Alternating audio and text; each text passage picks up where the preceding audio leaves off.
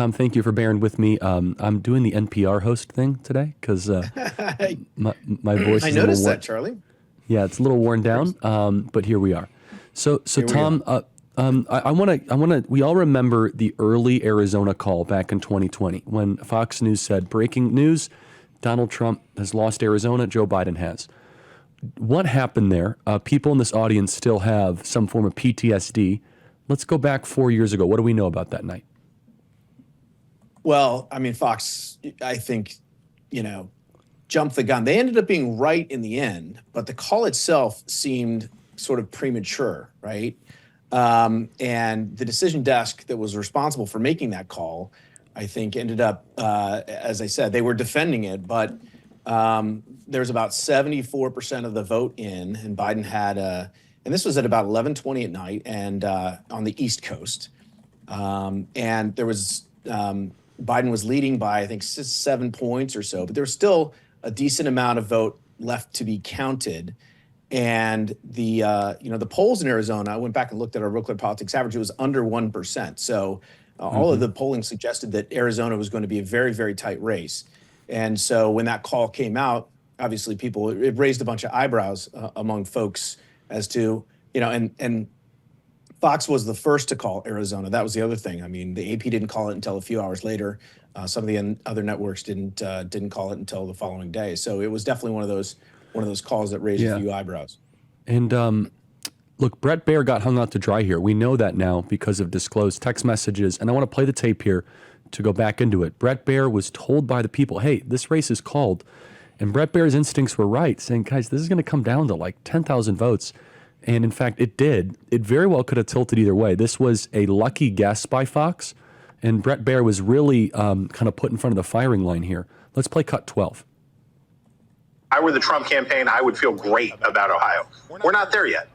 There's just too much vote out, and there's too much potentially heavily Democratic mail vote that may flop in at the end to get too froggy right now with Ohio. We're going to be careful, cautious, and earnest. All right, but you weren't careful, cautious, and earnest in Arizona. We were too. Why? Because there's all this day of vote, right? We said that each state starts off with the early vote, the mail-in vote, the absentee, the early vote, and that's a skew towards the Democrats, almost 6 out of 10.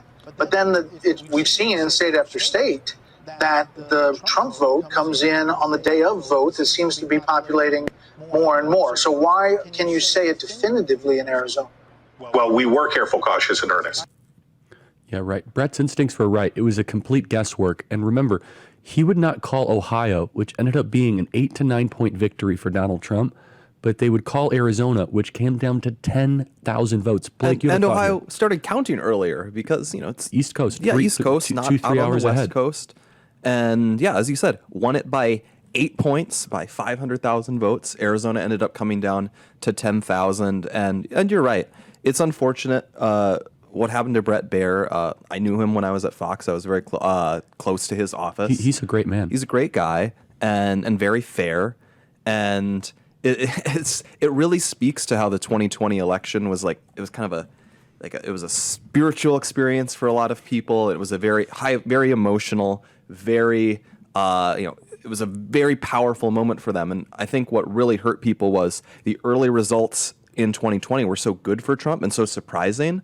And so there was this rising hope. And then Fox comes in with this premature call in Arizona. Right. And it was like the record scratch moment. And it's like a lot of people were like, oh, Fox is part of the steal. And like this was the signal that they were going to do all this bad stuff. I personally don't think that's how it unfolded. I think it really was a guy at Fox made a wildly It was Chris Direwalt, call. Bill Salmon, and Chris. They're all gone.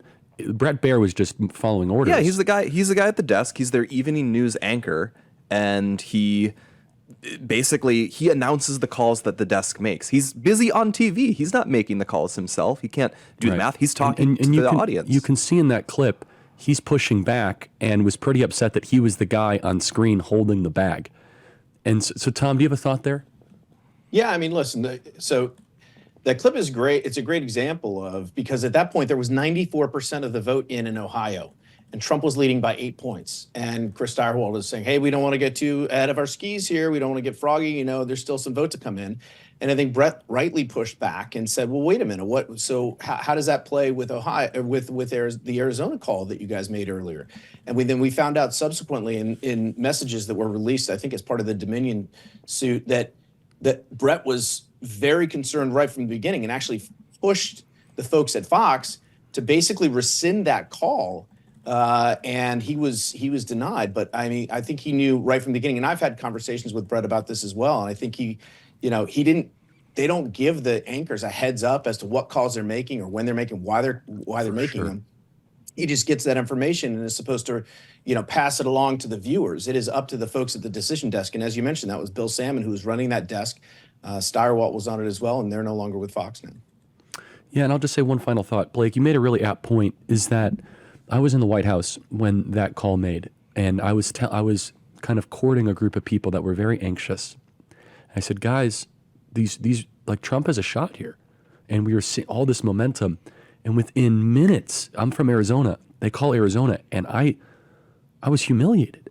And I was like, no. And I was calling people, and people on the ground in Arizona, they're like, there's no way this should be called yet. Like, yes, Biden had a good showing with early voting. And I remember talking to somebody that knew the Fox News brain room, and the Fox News brain room was like, oh yeah, there's no way Trump will get within like 100,000 votes. It came down to 10,000 votes. And so it could have went either direction. And so remember, Trump ended up winning the late earlies by 60%. And so Tom, I want to segue here to 2024 because I wanted to set the table there with that. In just a couple of weeks, it's like 44 days. Do you think we'll have clarity on who the next president is on election night? No, I don't. Now, not necessarily because of Arizona. I mean, we just had a poll come out this morning. New York Times, Siena has Trump up 5 in Arizona, and he's actually leading in all 6 of the polls there. And our average, he's up by about 2 points. So he's getting a little bit of separation with Kamala Harris in Arizona. But in Wisconsin, for example, Pennsylvania, those are both states that they're not going to start counting until after the polls close. And in Pennsylvania's case, I think they're going to, they could be counting for days in Pennsylvania. And that race is also very, very close, less than 1 percentage point in our Real Clear Politics average. So Pennsylvania looks like it's going to be the tipping point, the key to this election. And so I don't think we're going to know who the president is on election night. And Blake, what are your thoughts? So I was just wondering, you might know this, Tom, if we have, so it looks like we'll have less early voting than in 2020 overall. Yep. Does that mean we get more ballots counted on election night, the ones that are cast day of? Because I know there were issues in 2020 where they were talking like they had to open all of the envelopes. There was a lot of like busy work that had to be done with ballots that weren't counted, early ballots that weren't counted till election night. Do you have any insight on that? Yeah, I mean, there like 43 states have some sort of early counting process, right? Because the ballots have to be processed before they, verified and all that before they can actually be tallied. And some states allow that to happen, days before, and some states, and then they allow the counting of those votes to start at a later date.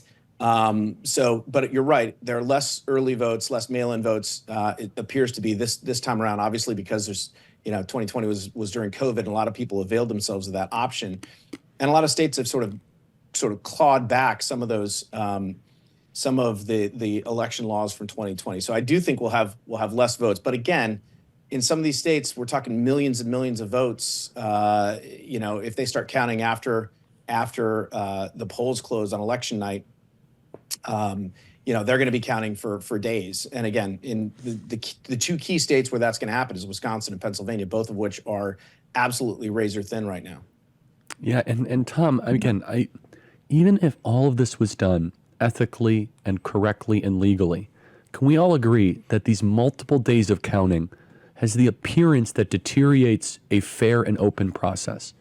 This is not the way. There's got to be a better way. We know there's a better way to do this. But Tom, it's as if they're begging for people to lose, to get off balance.